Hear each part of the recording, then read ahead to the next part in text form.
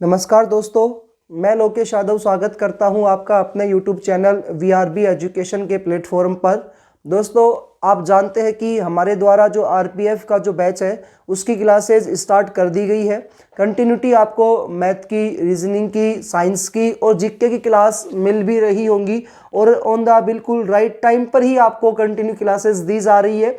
चाहे वो class MCQ हो, चाहे वो थ्योरी की क्लासेस हो, कंटिन्यू यहाँ से आपको प्रोवाइड की जा रही है। तो आप लोगों के लिए मेहनत हमारे द्वारा कंटिन्यू की जा रही है, कंटिन्यू की जाएगी, ये आप हम पर विश्वास कीजिएगा। और साथ ही साथ आपका पूरा का पूरा जो सिलेबस है ना, वो भी हम पूरा का पूरा करवा कर देंगे। बस आपको क्या करना है कि आपको कंटिन्यू सिलेबस को देखते हुए कंटिन्यू आप वीडियोज़ को देखिएगा और अपने सिलेबस को पूरा कीजिएगा। भाई, आप जानते हो कि मैंने जो स्टार्ट किया है, सबसे पहले जीके में स्टैटिक जीके को स्टार्ट किया है। और स्टैटिक जीके जो है ये सभी पेपरों के लिए इंपॉर्टेंट होती है। लगभग जो क्वेश्चंस होते हैं इस टॉपिक्स में से पूछे जाते हैं। स्टैटिक जीके की जो हमने क्लासेस जो है उसके अंतर्गत पहले UNO को डाल दिया, उसकी MCQ क्वेश्चंस डाले हैं। उसके अलावा दोस्तों फिर हमने अंतर्राष्ट्रीय संगठन टॉपिक था वो कंप्लीट किया और उसकी वीडियोज, उसके MCQ क्वेश्चन की वीडियो वो भी डाल दी गई है। आज का जो अपना नया टॉपिक होगा, इस टॉपिक का नाम आता है आर्थिक नियोजन। आर्थिक नियोजन। दोस्तों, ये जो आर्थिक नियोजन जो होता है ये क्या होता है, ये संबंधित किससे है, तो ये सब बताऊंगा इस टॉपिक में। इसी आर्थिक नियोजन के तहत दोस्तों हम यहाँ पर 2 पॉइंट और पढ़ेंगे। एक आता है योजना आयोग और दूसरा इसमें पॉइंट आता है नीति आयोग। तो एक है योजना आयोग और दूसरा इसमें पॉइंट आता है नीति आयोग। तो ये 2 टॉपिक्स भी हम इस टॉपिक में क्लियर करेंगे ताकि आपको किसी तरीके से कोई समस्या ना आए। और दोस्तों अगली जो वीडियो आएगी उसमें हम पंचवर्षीय योजनाओं कंप्लीट करेंगे। तो स्टार्ट करते हैं आर्थिक नियोजन। आर्थिक यानी बच्चा धन से संबंधित, और नियोजन का अर्थ होता है प्लानिंग करना ना जी, योजना बनाना। हमारे देश में जितनी भी योजनाएं बनेंगी, जैसे अभी आपने पंचवर्षीय योजना नाम लगभग सभी बच्चों ने सुना होगा जो तैयारी कर रहे हैं। तो पंचवर्षीय योजना जो होती थी वो देश के विकास से संबंधित कार्य करती थी कि 5 सालों में अब सरकार बन गई तो 5 सालों के लिए सरकार किस प्रकार से योजना बनाएगी, क्या उनका लक्ष्य होगा, शिक्षा में सुधार होगा, कृषि में सुधार होगा, स्वास्थ्य पर सुधार होगा या अन्य उद्योग धंधों में विकास किया जाएगा। ये होती है योजना बनाना। ठीक है भाई, तो वही योजना आर्थिक नियोजन है। इस आर्थिक नियोजन का परिभाषा क्या होती है, कंटिन्यू एक एक चीज को मैं आपको इसमें टॉपिक में कराऊंगा। हेडिंग है अपना आर्थिक नियोजन। आर्थिक नियोजन। जब आप इस टॉपिक को अच्छे से क्लियर कर लोगे ना, तो आप बिल्कुल यकीन मानिएगा आपके क्वेश्चन भी इससे बाहर नहीं जाएगा भाई। तो क्या कहता है आर्थिक नियोजन, भविष्य में भाई हमारा भविष्य में सुखद हो, भविष्य इसी प्रकार का ध्यान रखते हुए जो वीडियो बनाया जाता है वो है ये। भविष्य को ध्यान में रखते हुए आर्थिक नीतियां, भविष्य को ध्यान में रखते हुए आर्थिक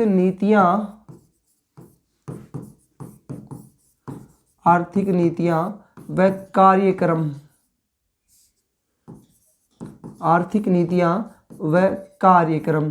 तो भाई धन से संबंधित हमारे भविष्य में क्या क्या फायदा होगा ये सब कुछ करना, कार्यक्रम बनाना जिससे संसाधनों का अनुकूल प्रयोग किया जा सके, बनाना।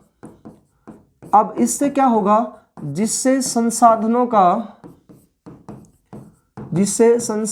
का अनुकूल प्रयोग किया जा सके, अनुकूल प्रयोग किया जा सके।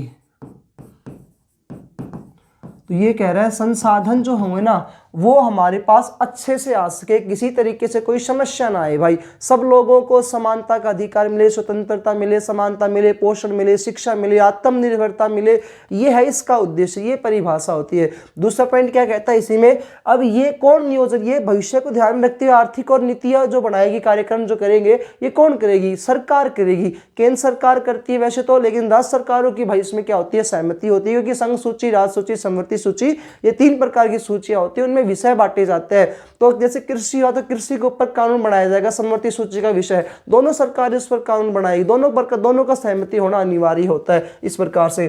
फिर कह रहा है तथा जितने भी कार्यक्रम होती है उनको प्राथमिकता दी जाती है यहाँ पर, और उनको क्रम से यहाँ पर जमाया जाता है। तथा सरकारी कार्यक्रमों को प्राथमिकता दी जाती है।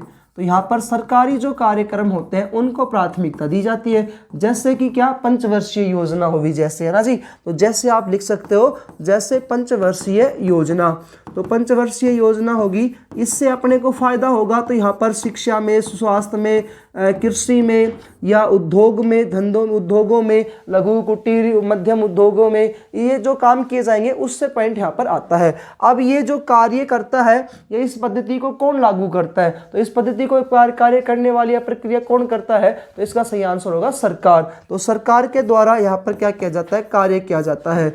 सरकार के द्वारा पद्धति का निर्माण किया जाता है, प्रक्रिया का निर्माण किया जाता है, क्योंकि सरकार लागू करेगी और वो भी केंद्र सरकार, और दोनों की सहमति यहाँ पर होनी अनिवार्य है। प्रक्रिया का निर्माण किया जाता है, ये होता है आपका आर्थिक नियोजन। तो देश की जो जनता है इसके सुखद भविष्य को ध्यान में रखते हुए आर्थिक नीतियां, कार्यक्रम बनाए जाते हैं, उसे क्या कहा जाता है, आर्थिक नियोजन कहा जाता है। इससे हमें यह होगा कि हमें संसाधन जो है ना उनका सभी का अच्छे से और समानता से इसका प्रयोग कर सकेंगे। इसके अलावा जैसे पंचवर्षीय योजना होती है, सरकार के द्वारा प्रक्रिया का निर्माण किया जाता है। अब इसके उद्देश्य क्या क्या होते हैं, क्यों इसको लागू किया जाए, ये इसका उद्देश्य देखिएगा।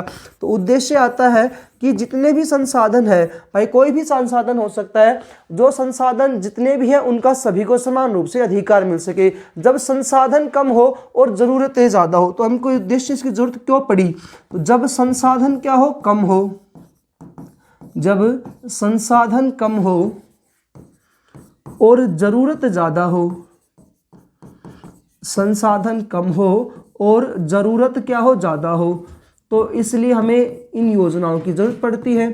दूसरा पॉइंट क्या आता है कि जब संसाधनों के बराबर वितरण किया जाए, तो संसाधन जितने भी हैं उनका सभी का समान रूप से वितरण कर दिया जाए। संसाधनों का समान रूप से वितरण करना, संसाधनों का समान रूप से वितरण करना। तीसरा, वितरण करना। तीसरा पॉइंट आता है यहाँ पर, सभी को समान रूप से शिक्षा मिले, सभी का समान रूप से पोषण हो, सब लोग समान रूप से आत्मनिर्भर बने, यानी कि खुद के ऊपर डिपेंड रहे। तो ये इसी से रिलेटेड आता है सब कुछ। सब लोगों का जो नियोजन है उसका उदय हो सके, आर्थिक समृद्धि प्राप्त हो सके, आर्थिक समानता हमारे सामने आए, आत्मनिर्भर बने, आर्थिक समानता आए, आर्थिक समृद्धि आए। तो ये सब इसके क्या होते हैं, उद्देश्य होते हैं। आर्थिक समानता, आर्थिक समृद्धि, शिक्षा, पोषण, आधुनिकीकरण मिले हमें, शिक्षा, गरीबी निवारण हो सके, गरीबी निवारण, आधुनिकीकरण। तो ये जितने भी पॉइंट आते हैं ये इसके क्या होते हैं, उद्देश्य होते हैं। तो इस वाली स्लाइड में हमने जाना है आर्थिक नियोजन क्या होता है, इसके कार्य क्या होते हैं, इसके उद्देश्य क्या होते हैं और किस प्रकार से इनको सरकारों के द्वारा चलाया जाता है। यानी कि इसमें प्रक्रिया का निर्माण कौन करती है, सरकार करती है। केंद्र सरकार तो करेगी, लेकिन वहाँ की राज्य सरकारों की भी सहमति होना यहाँ पर क्या होता है, अनिवार्य होता है।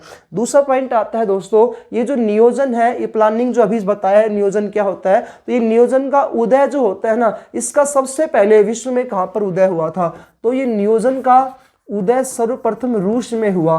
नियोजन का उदय या नियोजन की शुरुआत सबसे पहले कहां पर हुई थी, तो नियोजन का उदय या नियोजन की जो शुरुआत हुई दोस्तों, वो सबसे पहले सोवियत संघ रूस में हुई थी। इसका सही आंसर होगा सोवियत संघ रूस।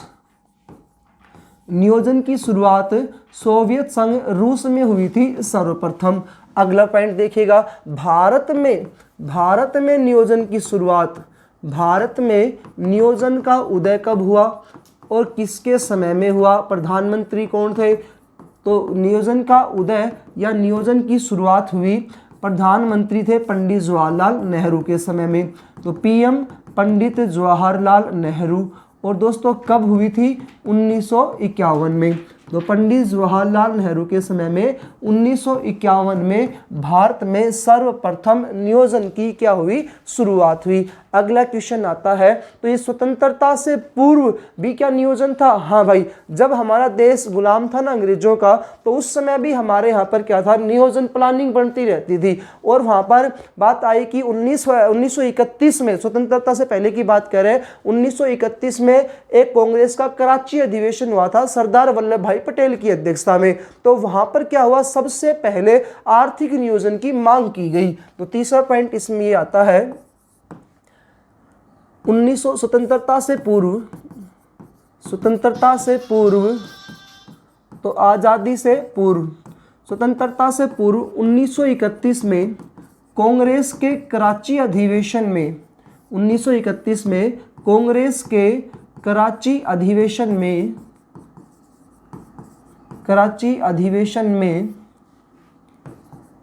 सरदार वल्लभ भाई पटेल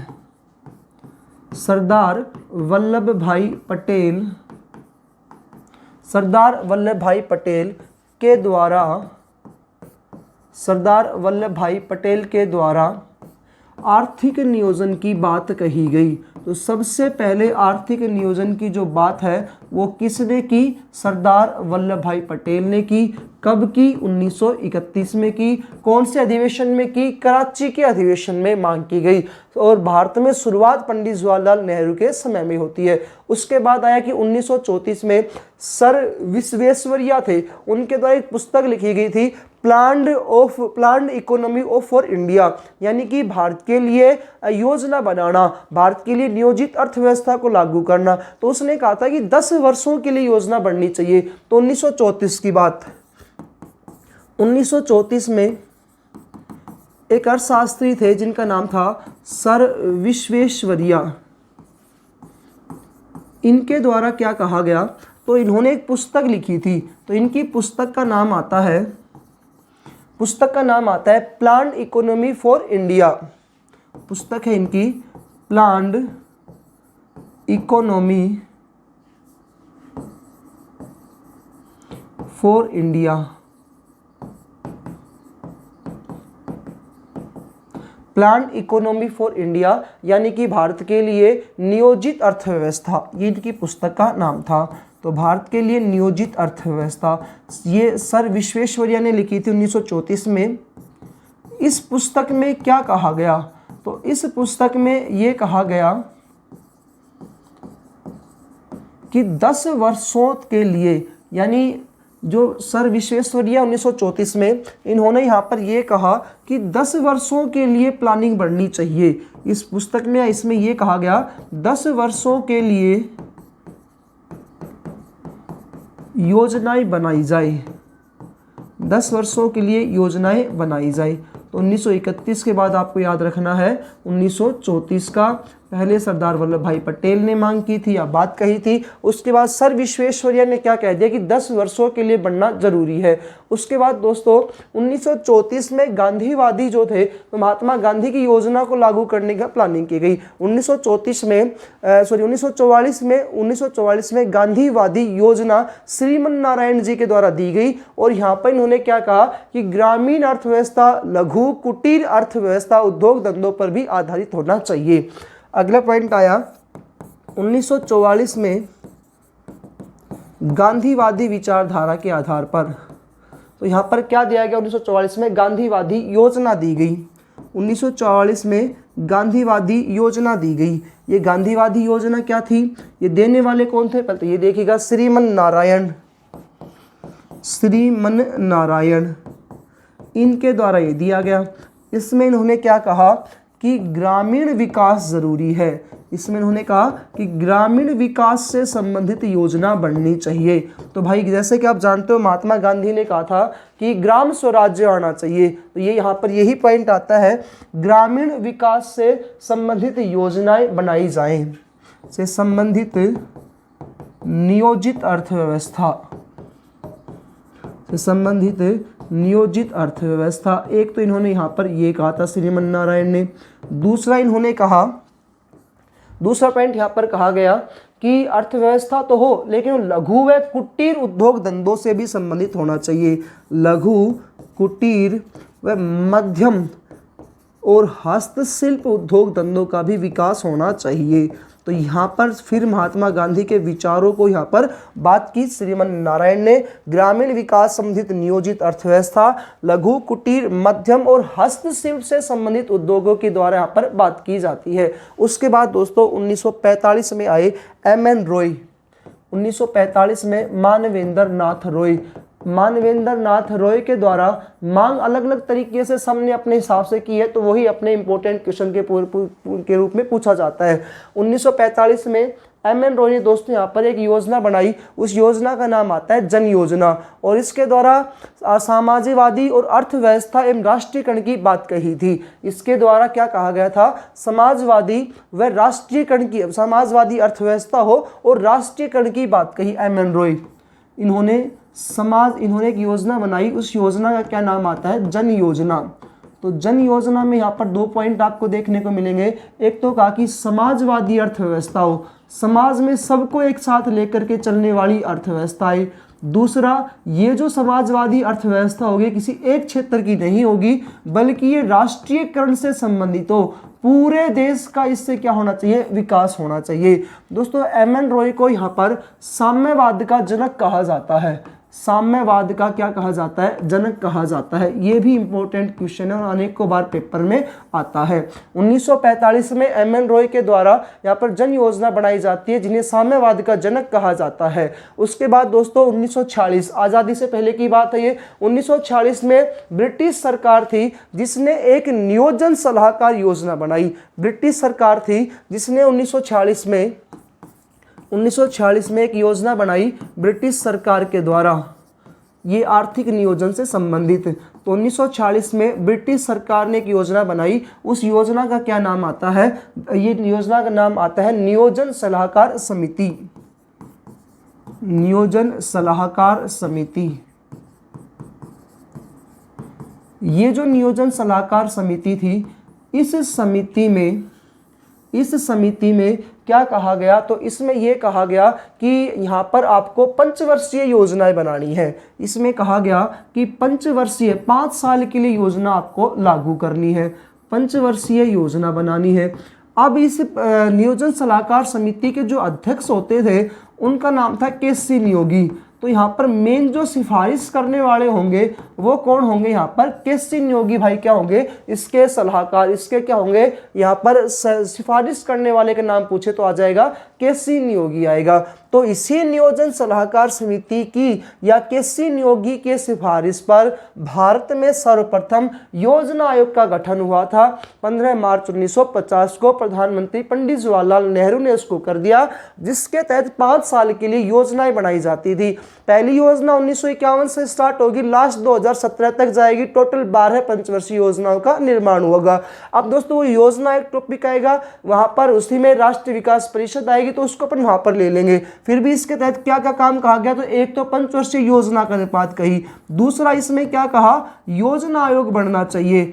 ये जो योजना आयोग होगा प्लानिंग बनाने वाला एक आयोग होगा। दूसरा इस 1950 में बनेगा, वैसे भारत में आपको बता दूं, आगे इसके बारे में फुल डिटेल पढ़ेंगे अपन।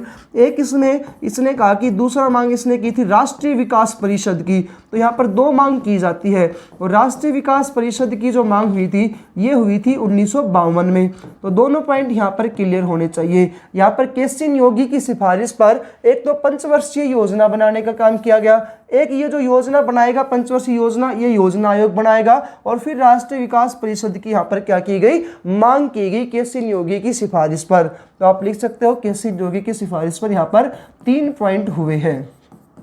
कंटिन्यू आप वीडियोस को देखिएगा और अपने सिलेबस को कंप्लीट कीजिएगा, ताकि आपको किसी भी तरीके से कोई समस्या इस चैप्टर के अंतर्गत ना आए।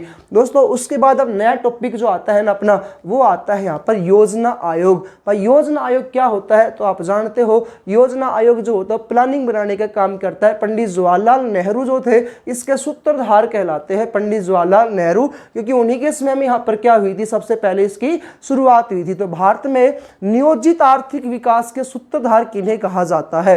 ये आर्थिक नियोजन टॉपिक है, इसी में आपका इंपॉर्टेंट पॉइंट आता है, नोट डाल के अपना पॉइंट ये है, भारत में नियोजित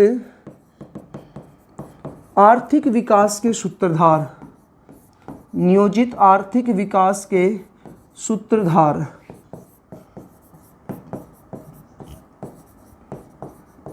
इसका सही आंसर होगा पंडित जवाहरलाल नेहरू। नियोजित विकास के सूत्रधार आते हैं पंडित जवाहरलाल नेहरू, क्योंकि इन्हीं के समय में यहाँ पर क्या होती है, इसकी शुरुआत होती है। दोस्तों अभी तक का जो पॉइंट हमने देखा है ना, वो पॉइंट ये था कि आर्थिक नियोजन होता क्या है। तो देश के लिए प्लानिंग करना, चाहे 5 साल के लिए करे, चाहे 3 साल के लिए, चाहे 10 साल के लिए, ये देश की सुरक्षा संबंधित काम करेंगे, शिक्षा, स्वास्थ्य, पोषण, आत्मनिर्भरता, स्वतंत्रता, समानता, सभी संसाधनों का उचित रूप से प्रयोग किया जा सके, तो इससे संबंधित काम करता है। अब ये जो आर्थिक नियोजन था इसके 2 भागों में, तो इस वर्तमान में 2 भाग भाई। पहले इसका क्या नाम था, योजना आयोग इसका पहले नाम था। अब प्रधानमंत्री नरेंद्र मोदी ने क्या किया, योजना आयोग को समाप्त करके और यहां पर एक नया आयोग बना दिया, जिसका नाम क्या आता है, नीति आयोग आता है। तो अब हम दोनों को देखेंगे, योजना आयोग और नीति आयोग को, और फिर योजना आयोग सही समय से काम, सही टाइम पर काम कर रहा है नहीं कर रहा है, जो भी काम आगे किए जा रहे हैं भाई, इससे विकास हो रहा है नहीं हो रहा है, तो उससे संबंधित एक कमेटी और आएगी बीच में, उसका नाम आएगा एनडीसी, राष्ट्रीय विकास परिषद। तो वो टॉपिक भी मैं यहाँ पर ही क्लियर कर दूंगा, नेशनल डेवलपमेंट काउंसिल, तो वो भी टॉपिक यहाँ पर ही होगा आपका। तो 3 टॉपिक इसमें पढ़ेंगे, योजना आयोग, एनडीसी, नीति आयोग, और हमारा हेडिंग था ही आर्थिक नियोजन टॉपिक। तो दोस्तों यहाँ तक यदि भी आपको वीडियो अच्छी लग भी रही है तो आप लाइक जरूर कर दीजिएगा, वीडियो को दोस्तों के साथ शेयर करें, चैनल को अगर बच्चा नया जुड़ता है तो सब्सक्राइब जरूर कर ले भाई, और ताकि आपको इससे क्या होगा, सब्सक्राइब से टाइम टू टाइम नोटिफिकेशन मिलेगा कि कौन सी क्लास किस टाइम पे आती है। दूसरा फिर क्या होता है कि इससे आपको कंटिन्यूटी मिलेगी पढ़ाई करने की, और हमारा जो वादा था पूरा का पूरा सिलेबस करवाने का, वो यहाँ पर आपके सामने कारगर सिद्ध होगा। दोस्तों नया टॉपिक आता है अपना योजना आयोग।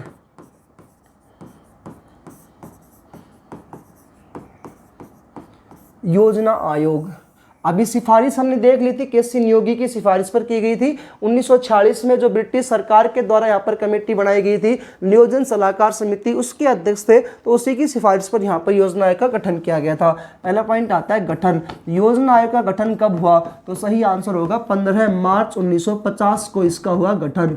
अब दूसरा क्वेश्चन क्या पूछता है, योजना आयोग के अध्यक्ष कौन होते हैं। भाई दोस्तों आपसे अध्यक्ष पूछे या आप पेपर में दे दे पदेन अध्यक्ष कौन होता है योजना आयोग का, तो उसका सही आंसर क्या होगा, प्रधानमंत्री इसका आंसर होगा, बिल्कुल राइट। चाहे योजना आयोग का पूछे चाहे नीति आयोग का पूछे, तो अध्यक्ष इनका कौन होता है, प्रधानमंत्री ही होता है।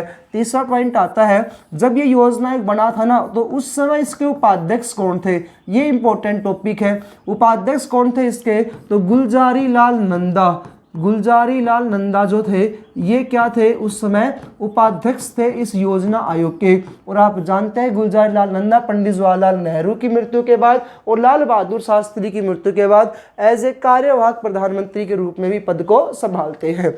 इसकी सिफारिश किसके आधार पर की गई थी, तो किसने इसकी सिफारिश की थी योजना आयोग की, तो पीछे अभी देखा था 1946 में जो नियोजन सलाहकार समिति बनी थी उसकी सिफारिश पर, या केसी नियोगी की सिफारिश पर, क्योंकि अध्यक्ष इसके वो ही थे, तो उन्हीं की सिफारिश पर यह किया गया। तो 1946 में बना नियोजित सलाहकार समिति और केसी नियोगी, इसकी सिफारिश पर यहाँ पर ये योजना आयोग का गठन हुआ। अब ये जो योजना आयोग बना है ये कैसी संस्था है, ये कैसा संगठन है, तो ये गैर राजनीतिक, यहाँ कैसी संस्था या संगठन है, तो ये गैर है भाई। एक तो होता है वो आयोग जिनको संविधान में दर्जा दी जाए, उन्हें बोलते हैं संवैधानिक निकाय। ये कैसा निकाय है, निकाय बोलते हैं आयोग के संस्था को।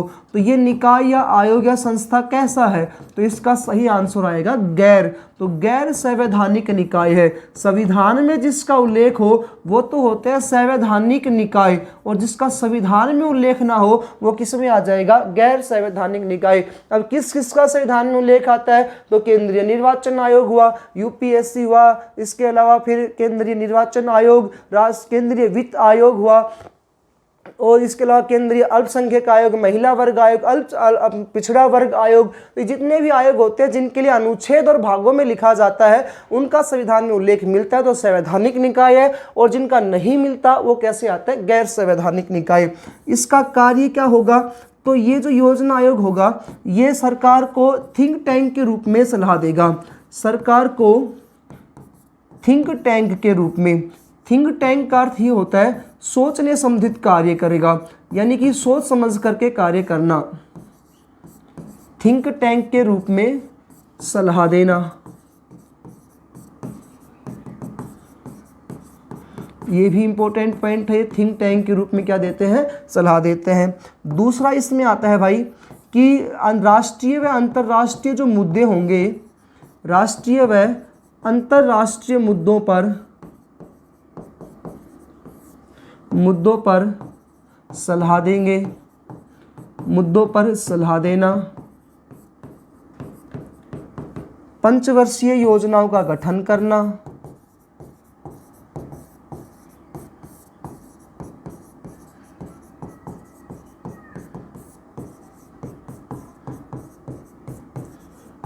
थिंक टैंक के रूप में काम करना, ये सबसे ज़्यादा पूछा जाने वाला क्वेश्चन है। थिंक टैंक के रूप में कार्य करेंगे, राष्ट्रीय और अंतर्राष्ट्रीय मुद्दों पर सलाह देंगे, पंचवर्षीय योजनाओं का गठन करेंगे। कार्य को फिर अपन थोड़ा सा और यहाँ लिख लेते हैं। चौथा इसका जो कार्य आता है वो है राज्यों व केंद्र के मध्य में, राज्यों व केंद्र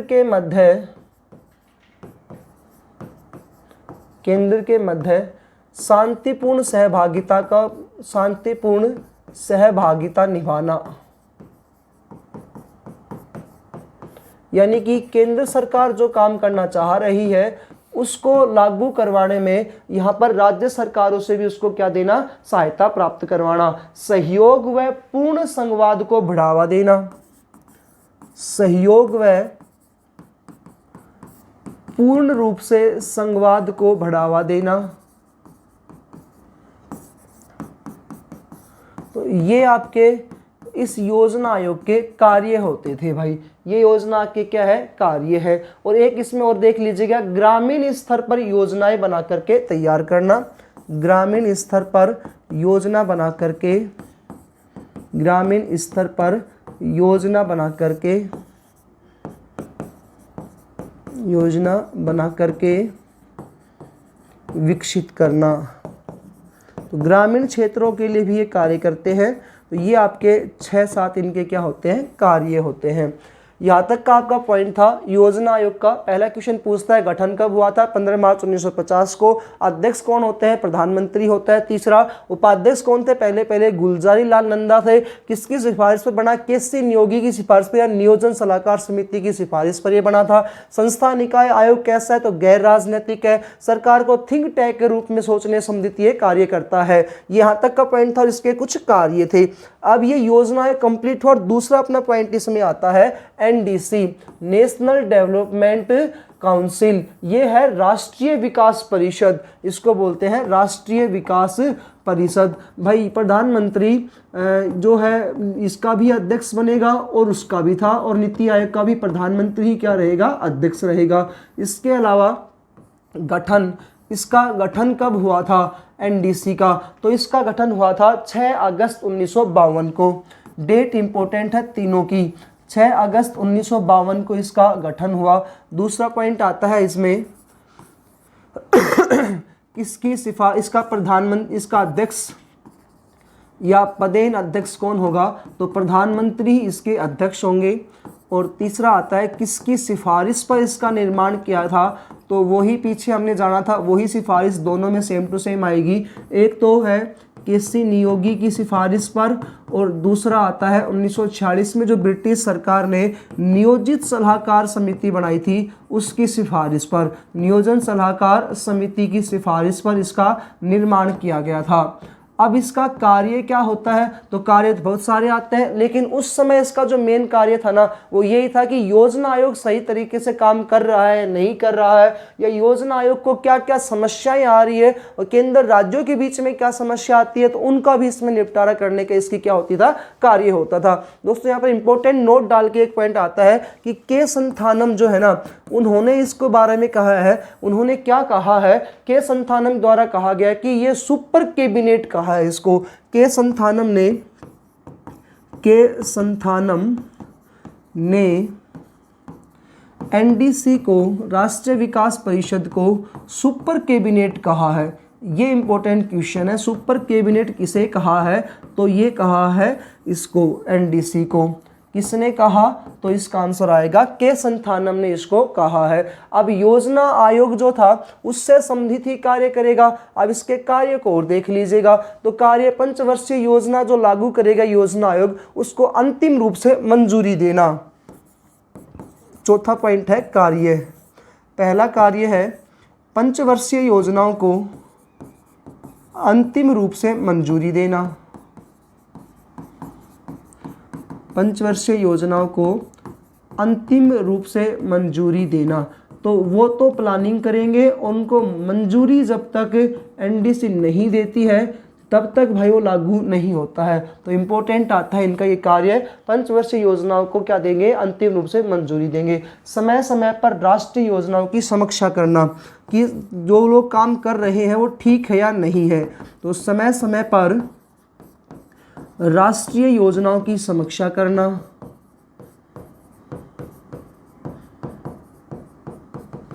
राष्ट्रीय योजनाओं की समीक्षा करना कि ठीक काम हो रहा है या नहीं हो रहा है, या यहाँ पर किस चीज़ की कमी है, कौन सी नई समिति बननी चाहिए, इस प्रकार से यहाँ पर काम किया जाता था। कार्यक्रमों में आने वाली बाधाओं को दूर करना।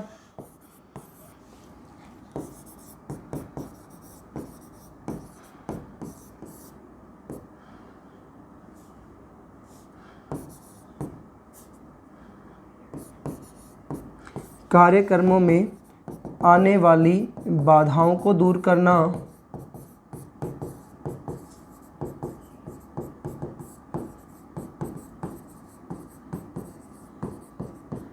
और एक पॉइंट आता है इसमें, केंद्र व राज्य के बीच में मध्यस्थता करवाना। केंद्र व राज्य के मध्य में मध्यस्थता करवाना, यह है एनडीसी का कार्य। नेक्स्ट पॉइंट आता है एनडीसी की संरचना। एनडीसी की संरचना किस प्रकार से, उसमें कौन कौन, प्रधानमंत्री अध्यक्ष हो गया तो कैबिनेट मंत्री वगैरह, इस प्रकार से कौन कौन इसमें शामिल होते हैं, वो लास्ट पॉइंट है इस टॉपिक का, एनडीसी का। एनडीसी की संरचना किस प्रकार की है, तो भाई एनडीसी की जो संरचना आती है उसमें सबसे ऊपर आता है प्रधानमंत्री, जो इसका क्या होगा, अध्यक्ष होगा, इसका पदेन अध्यक्ष के रूप में कार्य करता है। उसके बाद नीचे इसमें काम करते हैं कैबिनेट मंत्री। प्रधानमंत्री के नीचे कौन काम करेंगे, कैबिनेट मंत्री। और कैबिनेट मंत्री आप वो होते हैं जो नरेंद्र मोदी जैसे प्रधानमंत्री हैं तो उनके साथ जिस दिन वो प्रधानमंत्री के रूप में शपथ ग्रहण कौन कर रहे हैं, नरेंद्र मोदी। इसके अलावा जैसे गृह मंत्री अमित शाह है, राजनाथ सिंह जो है रक्षा मंत्री है, निर्मला सीतारमण यहाँ पर वित्त मंत्री है, विदेश मंत्री एस जयशंकर प्रसाद, तो ये सारे कैबिनेट मंत्री कहलाते हैं। तो इसके नीचे कौन काम करेंगे, कैबिनेट मंत्री काम करेंगे। उसके बाद सभी राज्यों के सीएम इसमें शामिल होते हैं। एनडीसी की संरचना में तीसरा पॉइंट आता है सभी राज्यों के सीएम, तो उनसे भी यहाँ पर सलाह ली जाती है। चौथा पॉइंट आता है जो यूटी है उनके प्रशासक भी यहाँ पर आएंगे भाई। यूटी अब जैसे आप जानते हो यूटी में सीएम अभी फिलहाल 2 में ही था, दिल्ली और पुडुचेरी में, लेकिन जम्मू कश्मीर में और भाई वहाँ पर विधानसभा की सीट हो जाएंगी तो 3 जगह सीएम आ जाएंगे, या फिर वहाँ के प्रशासक यानी कि उपराज्यपाल जो होंगे वो यहाँ पर आ सकते हैं इसी में ही। उसके बाद आता है योजना आयोग के सभी सदस्य इसमें शामिल होते हैं। योजना आयोग के सभी सदस्य,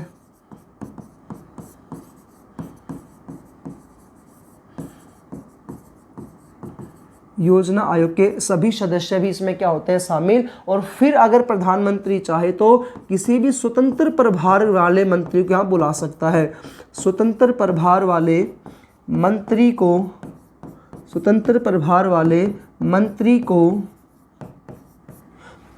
बैठक में बुला सकता है, बैठक में पीएम बुला सकता है, प्रधानमंत्री बुला सकता है। ये है इसकी एनडीसी की संरचना। तो ये आपने जाना योजना आयोग को और एनडीसी के बारे में। नेक्स्ट पॉइंट लेते हैं अपन नीति आयोग को, क्योंकि आप जानते हो योजना आयोग को समाप्त करके 2014 में नया बनाया गया नीति आयोग प्रधानमंत्री नरेंद्र मोदी के द्वारा। नीति आयोग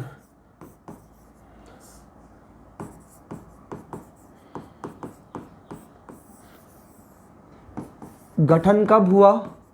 तो इसका गठन हुआ 1 जनवरी 2015 को। नीति आयोग गठन हुआ 1 जनवरी 2015 को। किसके स्थान पर इसका गठन हुआ? तो किसके स्थान पर गठन हुआ इसका? योजना आयोग के स्थान पर। तो सही आंसर है योजना आयोग। योजना आयोग के स्थान पर इस नीति आयोग का भाई गठन हुआ।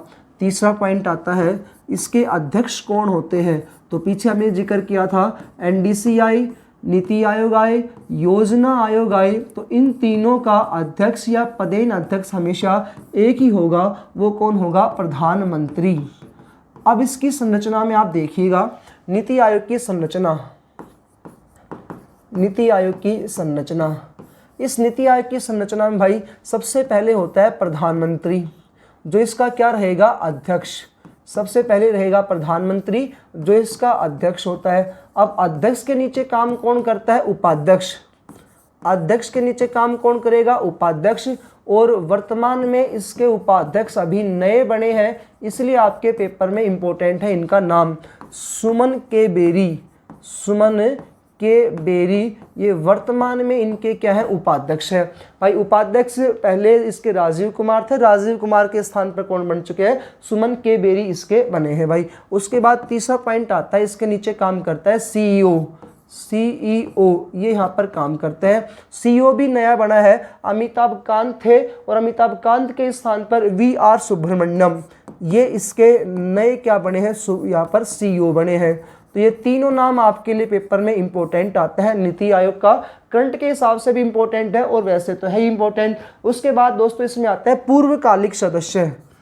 पूर्वकालिक सदस्य, अब ये जितने भी सदस्य अभी आगे आपके सामने नाम आएंगे ना, ये सदस्य यहाँ पर किसी न किसी विभाग के क्या होते हैं? मंत्री के पद पर कार्य करते हैं। पूर्वकालिक सदस्य 3 है यहाँ पर। एक आते हैं वी.के. सारस्वत, वी.के. सारस्वत।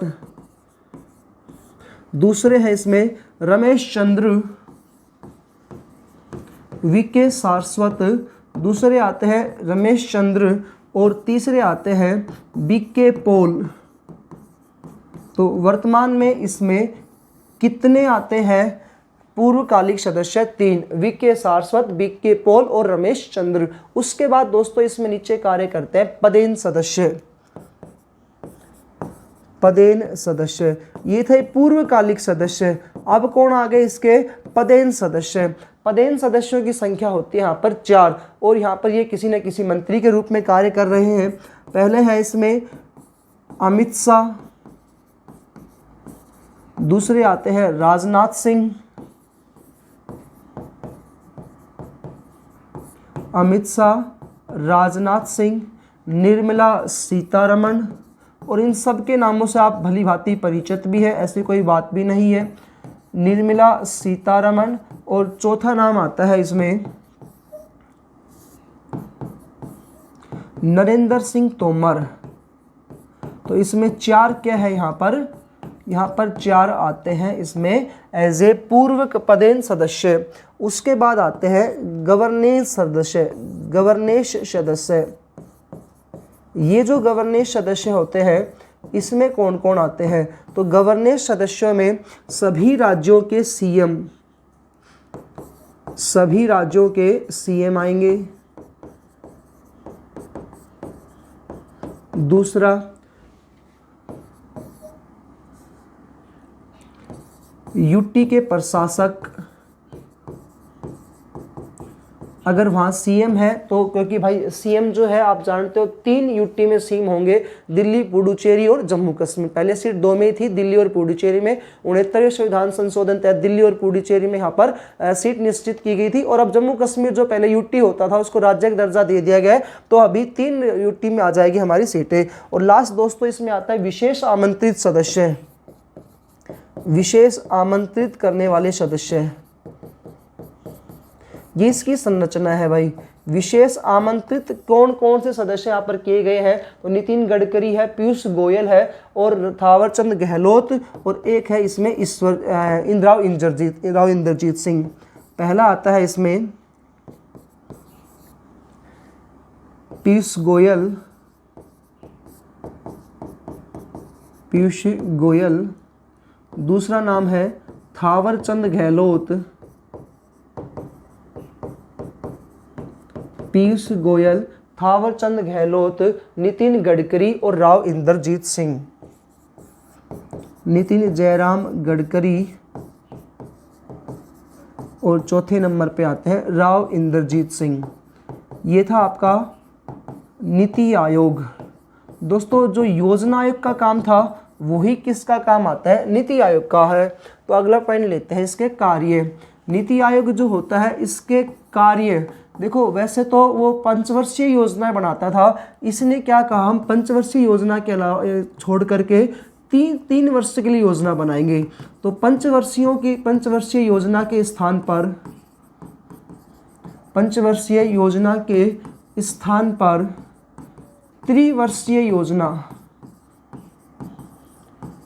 त्रिवर्षीय योजना बनाना, इसका क्या होता है, कार्य होता है। तो पंचवर्षीय योजना के स्थान पर ये कैसी योजना बनाते हैं, त्रिवर्षीय योजना बनाते हैं। दूसरा, ये भी सरकार को जो सदस्य होते हैं ये थिंक टैंक के रूप में सलाह देते हैं।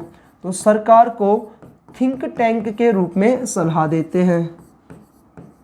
और बाकी जितने एनडीसी के और योजना आयोग के कार्य थे, सेम टू सेम कार्य इनके यहाँ पर दोनों के आ जाएंगे। तीनों के सेम टू सेम कार्य होते हैं। केंद्र राज्यों के बीच में विवाद को मिटाना, उनमें शांतिपूर्ण सहयोग की भावना बनाए रखना, और जितनी भी योजनाएं सरकार द्वारा लागू की जाती है उनका समीक्षा वगैरह करते रहना, ये इनके कार्य होते हैं। नई योजनाओं को क्रियान्वयन वगैरह करना। ये आपका टॉपिक था नीति आयोग का। अब एक लास्ट पॉइंट लेता हूँ, योजना आयोग नीति आयोग में कुछ अंतर आता है, वो भी आपके पेपर में पूछा गया क्वेश्चन है। तो एक साइड आता है नीति आयोग, ज़्यादा नहीं है, बस 3-4 पॉइंट है इसके ये। और दोस्तों एक आता है योजना आयोग। ये जो नीति आयोग है ना, अब इसमें से एक क्वेश्चन पूछता है टॉप टू बॉटम कौन चलता है और बॉटम टू टॉप कौन चलता है, ऐसा क्वेश्चन पूछा जाता है। तो टॉप बॉटम अप्रोच,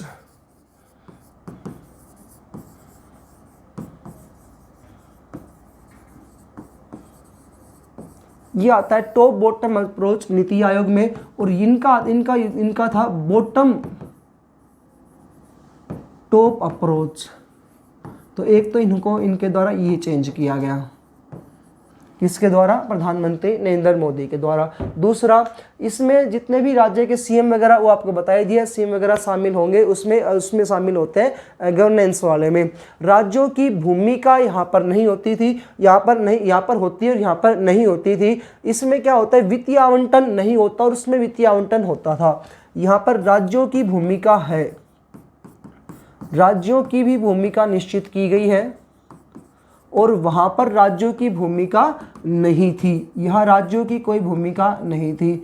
इसके अलावा इसमें वित्तीय आवंटन, इसमें नीति आयोग जो होता है इसमें धन से संबंधित जो बंटवारा होता है ना वो नहीं होता, इससे रिलेटेड कोई काम नहीं होता है, वित्तीय आवंटन नहीं होता है। जबकि जो योजना आयोग था उसमें क्या होता है, वित्तीय आवंटन होता था। तो वित्तीय आवंटन होता था, तो दोनों के अंतर है, ये भी कई बार पेपर में क्वेश्चन पूछे गए हैं। दोस्तों आज का जो अपना टॉपिक रहा वो आर्थिक नियोजन से रिलेटेड था और इस आर्थिक नियोजन के अंतर्गत हमने 3 टॉपिक्स को भी साथ साथ में कंप्लीट किया है। एक आता है इसमें योजना आयोग, दूसरा आता है इसमें NDC और एक आता है नीति आयोग का। आप कंटिन्यू क्लासेस को देखिएगा, प्रॉपर तरीके से अपने नोट्स को प्रिपेयर करिएगा।